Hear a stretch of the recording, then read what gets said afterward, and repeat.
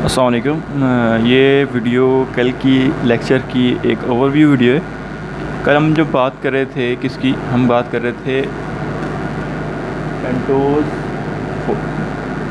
Pentose phosphate pathway की। Pentose phosphate pathway को हम एक और नाम कहते हैं, that will be known as H M P pathway. हमने उसमें बात की थी कि they will be occur into a cytosol, ADC cell, adrenal gland cell, RBS blood cells और सम मेम्ब्रेनिंग ग्लैंड। ठीक है, इसके अलावा हमने बात की थी इसमें यूटिलाइज होता है बीटा डी ग्लूकोज। इसमें यूटिलाइज कौन सा ग्लूकोज यूज़ हो रहा होता है? बीटा डी ग्लूकोज यूज़ हो रहा होता है। इसके बाद हमने बात की थी ये एक ऑक्सीडेटिव पाथवे है। इसके दो फेसेस होते हैं, एक ऑक्सीडेटिव फेस होता है और एक नॉन ऑक्सीडेटिव फेस होता है। इसके बाद हमने एक पॉइंट डोनेट किया था, दैट विल बी कि इसकी वजह से जो प्रोडक्शन जो मॉलिक्यूल हमें हासिल होते हैं वो है वो दो मॉलिक्यूल हैं। वो क्या हैं? उनमें एक NADPH है जो हाईली अमाउंट में हमें मिलता है, और इसके अलावा हम बात करते हैं तो हमारे पास एक क्या है, दूसरा जो है हमारे पास वो क्या है, that will be a ribose sugar. इन दोनों मॉलिक्यूल्स की बॉडी में एक बहुत ज़्यादा इंपॉर्टेंस होती है, इसको लेक्चर के यानी इस वीडियो के लास्ट में भी बता दूंगा मैं कि इनको क्या कहते हैं, ये कैसे कहाँ क्या काम कर रहे होते हैं। अच्छा, तो हम सबसे पहले बात करते हैं किसकी, हम इस पाथवे स्टार्ट करते हैं, एक ओवरव्यू लेते हैं। इस वीडियो के अंदर मैं एक ओवरव्यू दे रहा हूँ। हमने बात की थी कि भाई अगर हम बात करें कि हम बात करते हैं कि एक ब्लड ग्लूकोज लेवल क्या हो गया, हम ब्लड के अंदर ग्लूकोज का लेवल क्या हो गया, इंक्रीज़ हो गया है। और तो क्या होगा हमें पता है, they will B store into a body, या फिर हम बात करते हैं ये क्या हो जाएगा, यूटिलाइज हो जाएगा फॉर द एनर्जी। ठीक है, ग्लूकोज। अब यहाँ पे हम बात करते हैं कि ये लिवर सेल्स है। अब जो हाई ग्लूकोज लेवल, ग्लूकोज की वजह से क्या होगा, ये जो लिवर है वो ग्लूकोज इसके सेल्स में क्या हो जाएगा, डिपॉजिट हो जाएगा। तो इसकी अगर सेल्स की बात करें तो इनके जो सेल्स होते हैं इनके सेल्स की मेम्ब्रेन के अंदर एक रिसेप्टर होता है, that will be known as a GUT2 receptor, GUT2। ठीक है, अब ग्लूकोज जब इंटर करेगी इनके सेल्स में तो ये पास होगी फ्रॉम अ GUT2।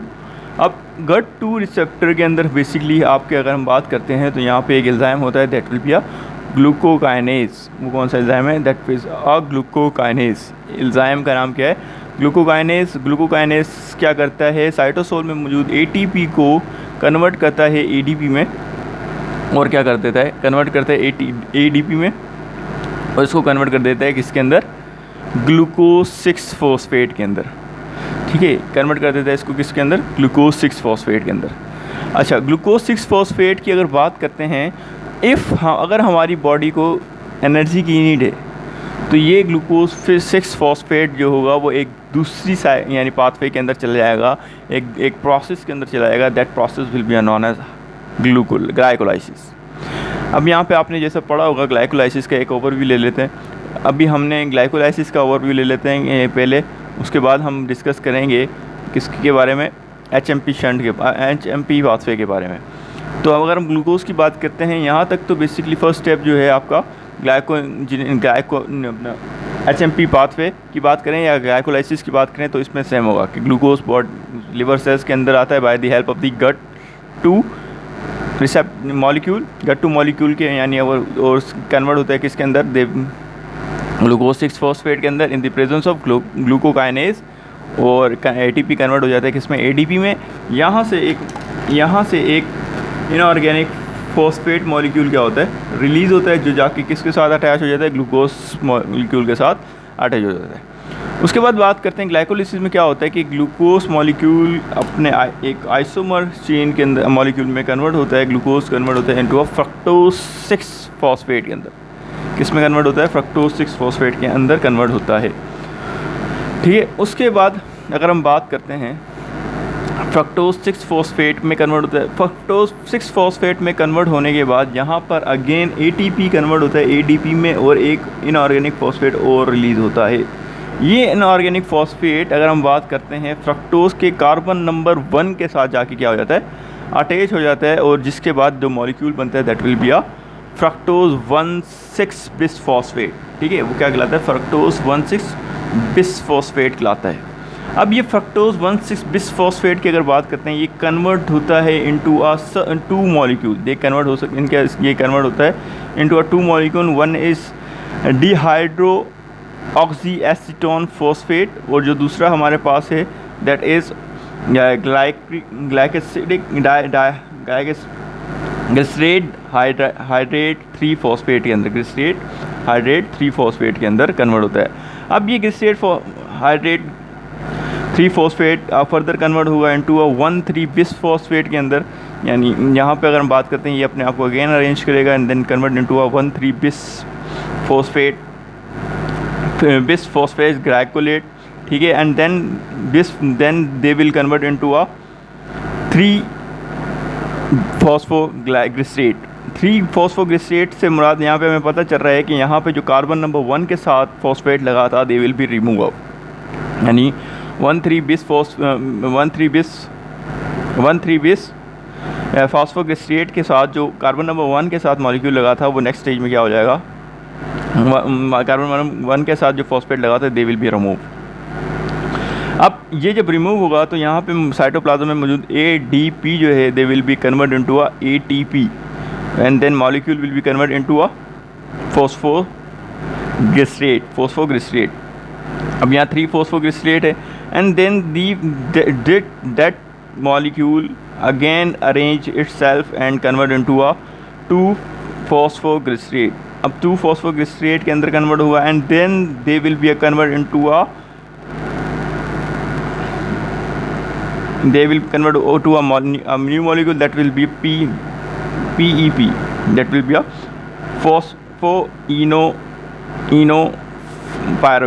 phosphoenopyruvate के अंदर ये कन्वर्ट होगा। जब ये फोस्फोइनोपायरुवेट में कन्वर्ट होगा दे विल बी अगेन, यहाँ पे इस स्टेप के अंदर फोस्फोइनोपायरुवेट के बाद वाले स्टेप के अंदर they will again lose the phosphate and convert into phosphate, and again यहाँ पे जो ADP मौजूद होगा ये भी कन्वर्ट हो जाएगा किसके अंदर, ATP के अंदर। यहाँ से जब फॉस्फेट रिमूव होगा वो जाके इनऑर्गेनिक फॉस्फेट रिमूव होगा फोस्फोइनोपायरुवेट से, तो they will combine with the ADP and ADP convert हो जाएगा किसके अंदर, ATP में, और यहाँ पर जो मॉलिक्यूल बनेगा that will be known as pyruvate. अब अगर हम बात करते हैं इस मॉलिक्यूल की, तो हम अगर यहाँ पे बात करते हैं तो यहाँ पे अगर हम बात करते हैं दे आर दी, अगर ग्लूकोज की बात करें, ग्लूकोज का मॉलिक्यूल जो है they have contain 6 carbon atom. ठीक है, 6 कार्बन एटम। उसके बाद हम बात करते हैं फ्रक्टोज की, तो fructose also contain 6 carbon atom. उसके बाद अगर हम बात करते हैं आगे डाइहाइड्रो एसीटोन फॉस्फेट की या फिर ग्लिसरेट हाइड्रेट 3 फॉस्फेट की, तो they have a 3 carbon atom. ये क्या है, 3 कार्बन एटम है। यानी अगर हम बात करते हैं ये दोनों 2 मॉलिक्यूल्स हैं, तो अगर मैं बात करता हूँ ये 2 मॉलिक्यूल हैं, ये 2 मॉलिक्यूल है, तो यहाँ पे बनेगी जो ATP वो भी कितनी होगी, 2 होगी। ATP जो फॉर्म होगी वो भी कितनी होगी, 2 होगी। उसके बाद हम बात करते हैं ये भी 2 हैं, ये कन्वर्ट होगा, फिर 2 मॉलिक्यूल बनेंगे। फिर ये जो फॉस्फोइनोपायरुवेट है ये जब कन्वर्ट होगा पायरुवेट में, तो यहाँ से भी 2 फॉस्फेट रिमूव होंगे, तो यानी 2 ADP मॉलिक्यूल कन्वर्ट होंगे ATP मॉलिक्यूल में। जो हमारी नेट ATP हमें मिलेगी, यानी स्टेप नंबर हम बात करते हैं कौन से स्टेप से जो मिलेगी, जो 1,3 बिस फॉस्फोग्लिसरेट के स्टेज से मिलेगी, वो भी कितनी है, 2 ATP। ठीक है, और यहाँ पे हम फोस्फोइनोपायरुवेट वाले स्टेज की अगर बात करते हैं तो यहाँ पे भी क्या है, 2 ATP हैं। अब ये 2 ATP, अगर हम 2 ATP यहाँ हो गई, 2 ATP हो गई, तो हमारे पास जो नेट ATP नंबर हो गए वो कितने होंगे, दे विल बी 4। जो ग्रॉस नंबर ऑफ ATP हैं वो कितने, 4। लेकिन अगर हम बात करें तो प्रीवियसली जब ये साइकिल या ये पाथवे स्टार्ट हुआ था, वी विल यूटिलाइज 2 ATP। अगर हम बात करते हैं तो यहाँ पे एक ATP यूज़ हुआ, आपने जब कन्वर्जन ऑफ ग्लूकोज की थी इनटू ग्लूकोज को कन्वर्ट किया था ग्लूकोज 6 फॉस्फेट में, तो यहाँ पे ATP यूज़ हुआ था, वो कन्वर्ट हुआ था ADP में। और अगर हम बात करते हैं फ्रक्टोज 6 फॉस्फेट जब कन्वर्ट हुआ था फ्रक्टोज 1,6 बिस फॉस्फेट पे, तो यहाँ पे भी क्या हुआ था, ATP यूज़ हुआ था। तो इसलिए हमारे उन दो ATPs को माइनस करके जो हमारे पास ग्लाइकोलिसिस के पाथवे में जो हमारे पास नेट ATP बनेंगे वो कितने होंगे, that will be a 2 ATP molecule, that is 2 ATP molecule. अब अगर हम बात करते हैं, ये प्रोसेस तो उस वक्त होगा जब हमारी बॉडी को क्या होगा, एनर्जी की नीड होगी। यह प्रोसेस कब होगा, जब हमारी बॉडी को एनर्जी की नीड होगी, ठीक है। अच्छा जी, लेकिन अगर हमारी बॉडी को एनर्जी की नीड नहीं है तो they will be convert into a further in the first अपना अगर हम बात करते हैं तो glucose 6 phosphate convey itself again another pathway and then pathway will be known as phosphopyruvate अपना पेंटोज फॉस्फेट पाथवे, या फिर हम जिसे कहते हैं HMP पाथवे। अब होगा क्या, अब ग्लूकोज 6 फॉस्फेट क्या होगा, दैट मॉलिक्यूल इज़ ऑक्सीडाइज, क्या होगा, ऑक्सीडाइज होगा, ठीक है, ऑक्सीडाइज होगा, और ऑक्सीडाइज होगा in the presence of a enzyme and ADP plus molecule. यानी यहाँ पे हमारे पास बात करते हैं, ये ऑक्सीडाइज हो रहा है किससे,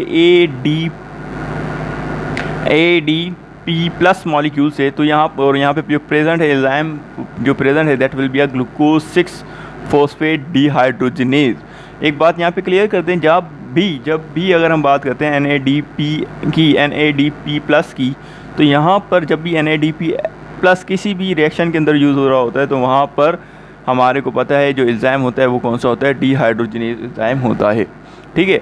अब ये ग्लूकोज 6 फॉस्फेट जब ऑक्सीडाइज होगा, ऑक्सीडाइज होने के बाद ये कन्वर्ट हो जाएगा किसके अंदर, 6 ग्लाइकोनियोएट के अंदर, ग्लाइकोनियोएट के अंदर। अब ये 6 फॉस्फोग्लाइकोनियोएट जो है ये कन्वर्ट होगा in the presence of lactose enzyme, ये कन्वर्ट होगा in the presence of lactose enzyme किसके अंदर, दे will convert into a 6 phosphoglycerate. फिर 6 फॉस्फोग्लिसरेट की अगर हम बात करते हैं, यहाँ पे हमारे पास इस स्टेप के अंदर हम क्या करेंगे, वाटर की एडिशन करवाएंगे। हम क्या करवा रहे हैं इस स्टेप में, जहाँ पर 6 फॉस्फोग्लूकोनियोएट जो है कन्वर्ट हो रहा है कहाँ पर, किस मॉलिक्यूल में, 6 फॉस्फोग्लाइकोलेट मॉलिक्यूल के अंदर। वहाँ पे हम क्या करवा रहे हैं, हम क्या करवा रहे हैं, वाटर को ऐड करवा रहे हैं। तो यहाँ पे वाटर जो होगा दे will convert into a H+, ठीक है। तो यहाँ पे अगर हम बात करते हैं, उसके बाद ये जो 6 फॉस्फोग्लिसरेट है ये फर्दर ही कन्वर्ट होगा कहाँ, किस मॉलिक्यूल में, राइबोलोज 5 फॉस्फेट के अंदर, ठीक है। वो कन्वर्ट होगा किसके अंदर, राइबोलोज 5 फॉस्फेट के अंदर। अब अगर हम इससे प्रीवियस मॉलिक्यूल की बात करते हैं 6 फॉस्फोग्लिसरेट की, तो हम यहाँ पे हमें बात करते हैं ग्लिसरेट जो है they are again 6 carbon molecule. जबकि राइबोलोज की अगर बात करते हैं तो ribulose contain of 5 carbon atom. तो यहाँ पर हम इससे यानी जब ये मॉलिक्यूल यानी 6 फॉस्फोग्लाइकोग्लिसरेट जो कन्वर्ट हो रहा है किसमें, राइबोलोज में, तो यहाँ पर इस स्टेप के अंदर क्या होगा, कार्बन डाइऑक्साइड रिमूव होगी। इस स्टेप से क्या होगी, इस स्टेप में क्या होगा, कार्बन डाइऑक्साइड रिमूव होगी, यानी डी कार्बोऑक्सीलेशन होगी, डी कार्बोऑक्सीलेशन का प्रोसेस होगा। और यहाँ पे मौजूद एक और चीज़ यहाँ पे मौजूद होगा क्या, इस स्टेप में DP प्लस जो है वो कन्वर्ट हो जाएगा किसके अंदर, NADPH के अंदर, ठीक है। यहाँ पर जो हाइड्रोजन आयन जो रिमूव हुआ था वो इस स्टेप में क्या हो जाएगा, ऐड हो जाएगा किसके अंदर NADP के साथ कंबाइन हो जाएगा and they will convert into NADP plus जो कन्वर्ट हो जाएगा किस में ना, NADPH के अंदर। यहाँ पर जो आपके पास एंजाइम यूज़ हो रहा है that enzyme will be again NADP use होगा। तो यहाँ पे जो एंजाइम होगा दे इज़ डिहाइड्रोजिनेज एंजाइम है। तो यहाँ पे जो एंजाइम कौन सा डिहाइड्रोजिनेज एंजाइम होगा, 6 फॉस्फोग्लिसरेट डिहाइड्रोजिनेज एंजाइम होगा। अब फर्दरली अगर हम इसकी बात करते हैं कि राइबोलोज 5 फॉस्फेट के साथ क्या होगा, जो 5 कार्बन मॉलिक्यूल है, 5 कार्बन एटम कंटेनिंग मॉलिक्यूल है, उसके साथ क्या होगा। तो यहाँ पर अगर हम बात करते हैं तो देयर इज़ वन अनदर, यहाँ पे अगर हम बात करते हैं राइबोलोज 5 फॉस्फेट की, तो राइबोलोज 5 फॉस्फेट के से 2 मॉलिक्यूल्स फॉर्म होंगे। इन प्रेजेंस ऑफ आइसोमरेज, यानी आइसोमरेज एक एंजाइम है, आइसोमरेज एंजाइम की प्रेजेंस में दे will be convert into a ribose 5 phosphate. किस में कन्वर्ट होगा? राइबोस 5 फॉस्फेट मॉलिक्यूल के अंदर कन्वर्ट होगा। ठीक है, अब what is the difference between 5 ribose 5 phosphate and ribulose 5 phosphate? तो यहाँ पे अगर हम बात करते हैं, ribulose is a ketonic carbohydrate, जबकि अगर हम बात करें राइबोस की, राइबुलोज क्या है? कीटोनिक कार्बोहाइड्रेट है। और जबकि हम बात करते हैं राइबोस की, तो ribose is a aldehyde carbohydrate. ठीक है, अल्डिहाइड एक कार्बोहाइड्रेट है। यहाँ पे जो दूसरा मॉलिक्यूल फॉर्म हो रहा है दैट इज़ यानी अगर हम बात करते हैं यहाँ पे जो एंजाइम वो क्या है? That will be a xylose 5 phosphate. ठीक है, वो क्या है? ज़ाइलोज डाइफॉस्फेट है। ज़ाइलोज 5 फॉस्फेट की अगर हम बात करते हैं दैट विल बी ये कन्वर्ट होता है, राइबुलोज 5 फॉस्फेट कन्वर्ट होता है ज़ाइलोज 5 फॉस्फेट में इन द प्रेजेंस ऑफ एपीमरेज। क्या होगा? इन द प्रेजेंस ऑफ एपीमरेज ये कन्वर्ट हो जाएगा किसमें? ज़ाइलोज 5 फॉस्फेट के अंदर। अब what is the difference between xylose 5 phosphate and ribulose 5 phosphate? तो यहाँ अगर हम बात करते हैं तो basically they are the dimers, dimers कहते हैं। ठीक है, यहाँ पे बेसिकली अगर हम बात करते हैं राइबुलोज की, तो राइबुलोज अब अगर ऑर्गेनिक केमिस्ट्री की तरफ थोड़ी सी जाएँ तो यहाँ पे जो कार्बन नंबर 3, 4, 5 है, अगर हम इसकी चेन देखते हैं तो रेडिकल, फिर शुगर मॉलिक्यूल, फिर शुगर मॉलिक्यूल। ठीक है, देन यहाँ पे अगर हम बात करते हैं ज़ाइलोज की, तो ज़ाइलोज की जो कॉन्फ़िगरेशन होती है, दे आर कार्बन नंबर 3, 4, 5 जो है they all contain are molecule. ये हमको इतना ज़्यादा इसमें नहीं पढ़ना इसकी कॉम्प्लिकेशन में, क्योंकि हमने इतना ज़्यादा अनऑर्गेनिक की तरफ टच नहीं करना इसको। अच्छा, अब ये जो मॉलिक्यूल्स हैं कौन से? राइबोस 5 फॉस्फेट और ज़ाइलोज 5 फॉस्फेट, ये कन्वर्ट होंगे इन द प्रेजेंस ऑफ ट्रांसकीटोएज। ठीक है, ट्रांसकीटोएज बेसिकली क्या है? एक विटामिन है, विटामिन B12, B1 है। यहाँ पे ये कोएंजाइम भी काम कर रहा होता है। अगर बॉडी में ये रिड्यूस हो गया है, यानी इसकी प्रोडक्शन रिड्यूस हो गई है, तो इससे हमें हमारे लिए एक क्लिनिकल सिम्टम सामने आएगा कि body have a thiamine deficiency. जब बॉडी में थायमीन डेफिशिएंसी हो जाएगी तो प्रोडक्शन ऑफ द ट्रांसकीटोएज क्या हो जाएगी? रिड्यूस हो जाएगी। अच्छा, ट्रांसकीटोएज एक ऐसा मॉलिक्यूल है जो किसी मॉलिक्यूल में से 2 कार्बन एटम रिमूव करवाता है और किसी दूसरे मॉलिक्यूल के अंदर क्या करा देता है? ऐड करवा देता है। अब यहाँ पे अगर हम बात करते हैं, राइबोस 5 फॉस्फेट है और ज़ाइलोज 5 फॉस्फेट है, ये बेसिकली दोनों एक ही साथ रिएक्शन देखेंगे, यानी एक मरतबा ये बना, दूसरी मरतबा ये बना, तो क्या होगा यहाँ पर अगर हम बात करते हैं तो ये जब दोनों मॉलिक्यूल एट अ टाइम बनेंगे तो ये दोनों मॉलिक्यूल आपस में रिएक्ट करेंगे और फिर राइबोस 5 फॉस्फेट और ज़ाइलोज 5 फॉस्फेट कन्वर्ट हो जाएगा, राइबोस 5 फॉस्फेट कन्वर्ट हो जाएगा इनटू अ GA3P।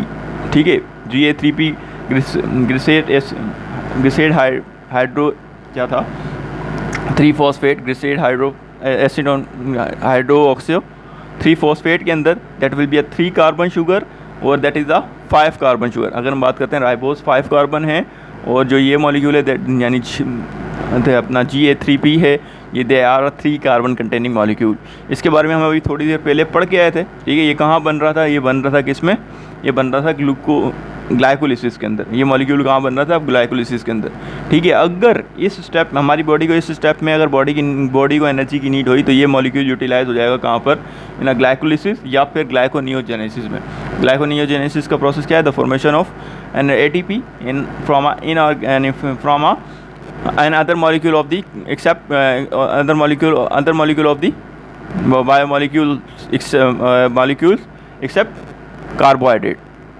ठीक है, ग्लूकोज के अलावा अगर कोई न्यू मॉलिक्यूल्स ATP से फॉर्म, यानी किसी और मॉलिक्यूल से ATP फॉर्म होता है, that process will be known as a glyconeogenesis. ठीक है, अच्छा, अब यहाँ पर जो इसके जो 2 कार्बन रिमूव हुए थे वो किसके साथ रिएक्ट कर जाएंगे? दे रिएक्ट विद बिया ज़ाइलोज 5 फॉस्फेट मॉलिक्यूल। अब 5 यहाँ पे ज़ाइलोज 5 कार्बन है, तो यहाँ पर जब 2 कार्बन एटम ऐड करेंगे तो दैट विल बी कन्वर्टेड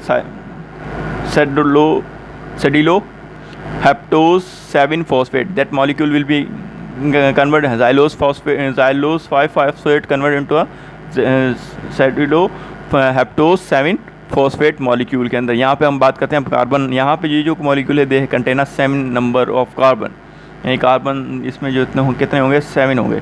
उसके बाद ये आपस में अगर हम बात करते हैं Ga3p, और अगर Ga3p फर्दर ही आगे रिएक्ट करता है किसके साथ, अपना हेप्टोस 7 फॉस्फेट के साथ,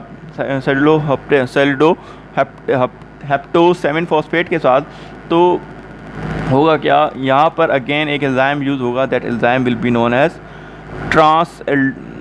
ट्रांसकीटोएल्डोएज।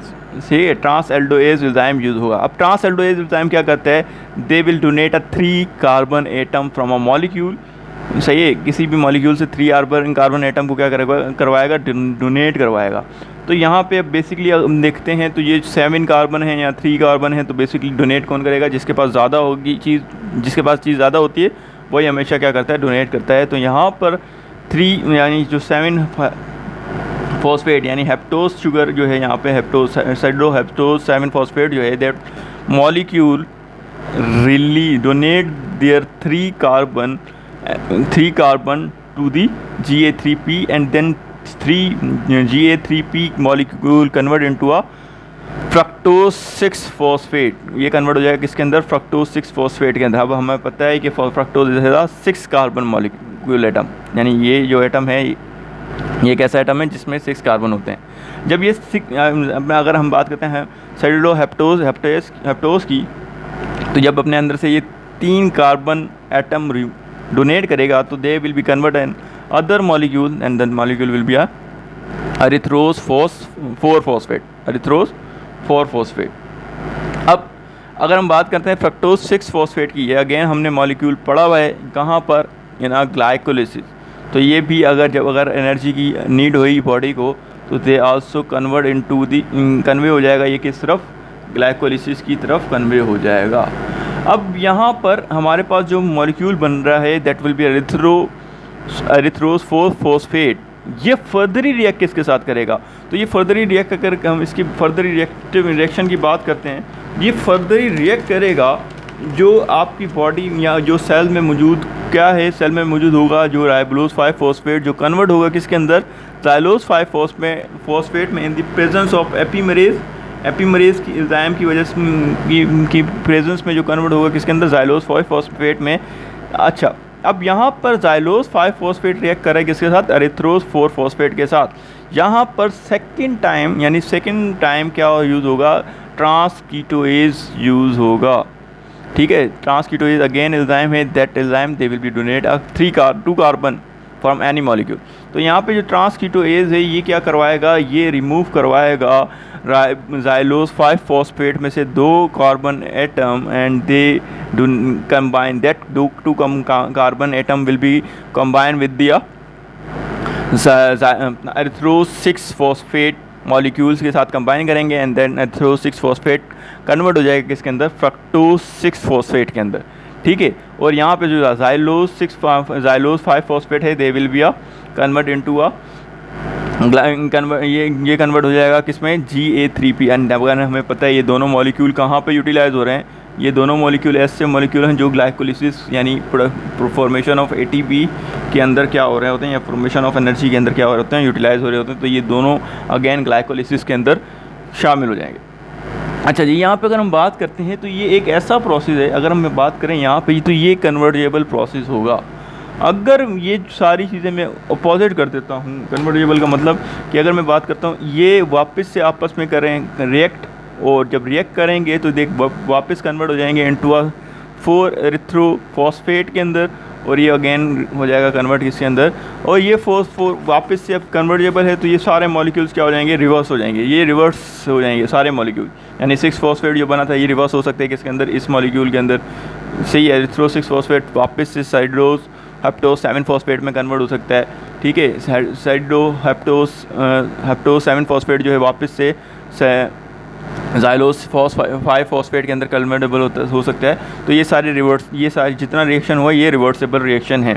ठीक है, अच्छा अब हमने बात की थी ATP और उसकी ATP, अब हमने बात की थी कि स्टार्टिंग में मैंने आपको बताया था कि जो आपकी जो पेंटोस फॉस्फेट पाथवे है, पेंटोज फॉस्फेट पाथवे जो है बेसिकली इसकी 2 स्टेप्स होते हैं, और 2 स्टेप कौन कौन से हैं, दैट इज़ 2 फेस होते हैं, that first face will be a oxidative face and second face will be a non oxidative face. पहले हम बात करते हैं ऑक्सीडेटिव फेस की। तो ऑक्सीडेटिव फेस हमारे पास 4 स्टेप्स में होता है।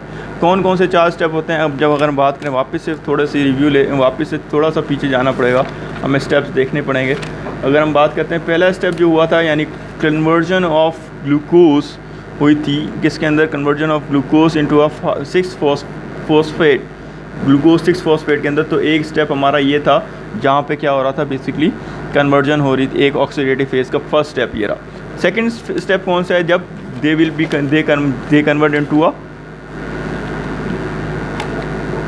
सॉरी अगर हम फर्स्ट स्टेज देखते हैं तो हमारा जो फर्स्ट स्टेज है किसका, ऑक्सीडेटिव फेज जो है किसका, HMP पाथवे का, वो क्या है, ये ग्लूकोज 6 फॉस्फेट जो है दे कन्वर्ट, जब वो कन्वर्ट होगा किसके अंदर, 6 फॉस्फोग्लाइको इन नियोएट के अंदर। तो there we are first step, then this molecule convert into a 6 phosphoglycerate, that will be second oxidative phase।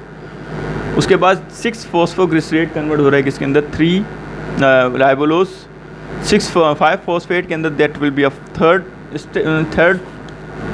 Step. और जब हम बात करते हैं ये राइबोलोज 5 फॉस्फेट कन्वर्ट हो रहा है किसके अंदर, आपके 5 राइबोज 5 फॉस्फेट या फिर ज़ाइलोज 5 फॉस्फेट के अंदर, ये आपका क्या था, 4th ऑक्सीडेटिव फेज था। ठीक है, फोर्थ ऑक्सीडेटिव फेज था। इसके अलावा अगर हम बात करते हैं नॉन ऑक्सीडेटिव फेज़ की, तो यहाँ पे हम बात करते हैं ये स्टेप नंबर 5, 6 यानी ज़ाइलोज या राइबोलोज जो भी कन्वर्जन होगी, उसके बाद जो यानी फ्रक्टोज के 6 फॉस्फेट के कन्वर्जन है, और एथ्रोज 6 फॉस्फेट की कन्वर्जन, ये स्टेप 6 जो है। उसके बाद स्टेप 7 जो है, ये जो फर्दर यानी अगर हम बात करते हैं आगे की तरफ, यहाँ पर जो एथ्रोज 6 फॉस्फेट जो है, एथ्रोज 4 फॉस्फेट, सॉरी 6 नहीं 4 फॉस्फेट, एथ्रोज 4 फॉस्फेट जो है ये कंबाइन हो रहा है किसके साथ, ज़ाइलोज 5 फॉस्फेट के साथ, और जो मॉलिक्यूल बन रहा है that will be a fructose and GA3P, that is semi on non oxidative phase. ठीक है, तो वापस से हम आ जाते हैं अपनी अब उसके ऊपर। तो यहाँ पे अगर हम बात करते हैं ये ऑक्सीडेटिव फेज के अंदर हमारे पास 4 स्टेप्स हैं। ठीक है, 4 स्टेप तक ऑक्सीडेटिव फेस होगा, उसके बाद दे will be a non oxidative face. अच्छा, यहाँ पे हम बात करते हैं ऑक्सीडेटिव फेस में हमें क्या क्या मिलेगा। ऑक्सीडेटिव फेस के अंदर हमें मिलेगा क्या, अब एक सबसे पहले हमें हाईली अमाउंट में क्या मिलेगी, that will be a NADPH, क्या मिलेगी, NADPH मिलेगी। ठीक है, NADPH मॉलिक्यूल मिलेगा हाईली अमाउंट में। ये NADPH मॉलिक्यूल ये बहुत इंपॉर्टेंट मॉलिक्यूल है, बॉडी के अंदर डिफरेंट फंक्शन परफॉर्म कर रहा होता है और बहुत इंपॉर्टेंट है। उसके बाद हमें हाईली अमाउंट में क्या मिलेगी, राइबोज 5 फॉस्फेट शुगर मिलेगी, हाईली अमाउंट में प्रोडक्शन होगी किसमें, ऑक्सीडेटिव फेज के अंदर। अच्छा, इन दोनों का काम क्या, अगर हम बात करते हैं NADPH की, तो सबसे पहले तो they are the best reducing agent. ये क्या है, सबसे बेहतरीन रिड्यूसिंग एजेंट का काम कर रहा होता है इन अ बॉडी। उसके बाद ये वर्क करता है synthesis of fatty acid, cholesterol metabolism, nucleotide synthesis और न्यूरोट्रांसमीटर्स जो बन रहे होते हैं उनकी सिंथेसिस में या फॉर्मेशन में हेल्प कर रहा होता है। इसके अलावा यहाँ पे एक और बात मैं मिस भूल गया था और फिर बाद में याद आई, that they are a free radical reaction करवा रहा होता है। ये क्या करवा रहा होता है, ये फ्री रेडिकल रिएक्शन करवा रहा होता है, इसलिए ये क्या है, दैट विल बी एंटीऑक्सीडेंट का काम करता है। अब एंटीऑक्सीडेंट की बात करते हैं तो यहाँ पर हेज़ल बॉडी के अंदर क्या करवाएगा, ये अगर इसकी डेफिशिएंसी हो जाती है तो ये कॉज करेगा क्या, हीमोलाइटिक एनीमिया कॉज करेगा, that cause a haemolytic anaemia. उसके बाद हम बात करें तो यहाँ पे जो सेकंड मॉलिक्यूल है राइबोज 5 फॉस्फेट, ये कहाँ यूज़ हो रहा होता है, ये अगर हम बात करते हैं ये DNA की सिंथेसिस में, RNA सिंथेसिस में, ATP सिंथेसिस में, NADP की सिंथेसिस में, FAD की सिंथेसिस में, एसिटाइल को A जो आपका एक अपना एंजाइम है, दैट इज उसकी सिंथेसिस में क्या हो रहा होता है, कोई मॉलिक्यूल जो है दैट उसकी सिंथेसिस में भी क्या हो रहा होता है, राइबोज 5 फॉस्फेट यूज़ हो रहा होता है। अगर हम बात करते हैं DNA का strand, RNA strand also contain ribose sugar, तो ATP also contain ribose sugar. तो ये ज़्यादातर हर जगह बेसिकली नीड है राइबोस 5 की। तो उसके बाद ने अगर हम देखते हैं अपना नॉन ऑक्सीडेटिव फेस, तो non oxidative phase is also known as carbon shuffling phase. Carbon shuffling phase क्यों कह रहे हैं? क्योंकि ये रिवर्सेबल प्रोसेस है, रिवर्सेबल और कार्बन शफल हो रहे हैं। अगर हम बात करते हैं एक मॉलिक्यूल से दूसरे मॉलिक्यूल के अंदर कार्बन क्या हो रहे हैं? शफल हो रहे हैं। यानी अगर हम बात करते हैं प्रीवियस हमने जो देखा था कि 5 फॉस्फेट से 5 कार्बन मॉलिक्यूल से 7 कार्बन मॉलिक्यूल में कन्वर्ट हो रहा था, और then 7 carbon molecule 4 carbon molecule के अंदर कन्वर्ट हो रहा था, वहाँ से डोनेशन ऑफ कार्बन हो रही थी, जिस वजह से हम कहा कह रहे हैं कार्बन शफलिंग रिएक्शन इसको कहते हैं। अच्छा, यहाँ पे क्या होगा? Making 5 ribose 5 phosphate without making NADPH, यानी यहाँ पे NADPH बगैर बनाए हम क्या कर रहे हैं? राइबोस 5 फॉस्फेट मॉलिक्यूल हासिल कर रहे हैं। इसके अलावा ये क्या करता है? ये फॉर्म करता है क्या? ग्लाइकोलेट इंटरमीडिएट कैसे बनता है? यहाँ पे 2,5 फॉस्फेट जो है they convert into a glycolytic intermediate, ठीक है। तो इसके अलावा हम अब यहाँ पे ये हमारे क्या आते हैं? फेसिस थे किसके? HMP पाथवे के। अब हम बात करते हैं इसकी रेगुलेशन की, भाई ये रेगुलेशन कैसे कर सकता है। अच्छा, इसमें बेसिकली इसका रेगुलेशन बहुत ज़्यादा, इसको समझने के डीपली समझने के लिए अगर हम बात करते हैं तो यहाँ पे एक बहुत बड़ा सा इसके 4 सिनेरियो है, लेकिन हमने उसके आपके बुक कोर्स में, यानी अगर हम बात करते हैं वो इतने ज़्यादा डिस्कस नहीं किए हुए, तो हम इसकी क्या कहते हैं रेगुलेशन पढ़ लेते हैं कि रेगुलेशन कैसे हो रही है, कि इसको स्टिमुलेट और इनहिबिट कौन कर रहा है। तो बेसिकली जो NADPH मॉलिक्यूल है और NADP मॉलिक्यूल है, NADP प्लस मॉलिक्यूल है, ये इट्स सेल्फ क्या कर रहा है? इट्स सेल्फ ही क्या कर रहा है? अपना इनहिबिटर और स्टिमुलेटर का काम कर रहा है।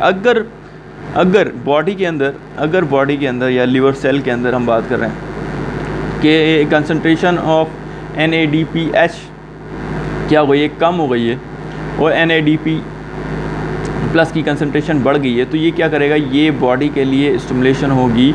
ये चीज़ जो है ये बॉडी के लिए स्टिमुलेशन होगी कि कौन सा पाथवे स्टार्ट कर दो? That pathway start will be a HMP pathway, ठीक है। लेकिन अगर बॉडी के अंदर NADPH की क्वांटिटी बढ़ गई है और NADPH की क्वांटिटी बढ़ गई, कंसंट्रेशन बढ़ गई है, और NADP प्लस की कंसंट्रेशन क्या हो गई है? कम हो गई है, तो ये एज आ इनहिबिटर काम करेगा इस पाथवे के अंदर, ठीक है। तो ये हमारा क्या था? That is it is not just a review, is a complete for HMP pathway. So इंशाल्लाह मेरे ख्याल से आप लोगों को समझ में आया होगा। कोई बात समझ नहीं आई मुझसे पूछ सकते हैं। दुआओं में याद रखिएगा इस बंदे को। That name will be Mohammad Saad Baig, ठीक है, मोहम्मद साद बेग। एंड दुआ में याद रखिएगा, अपना ख्याल रखिएगा। अस्सलाम वालेकुम वरहमतुल्लाह।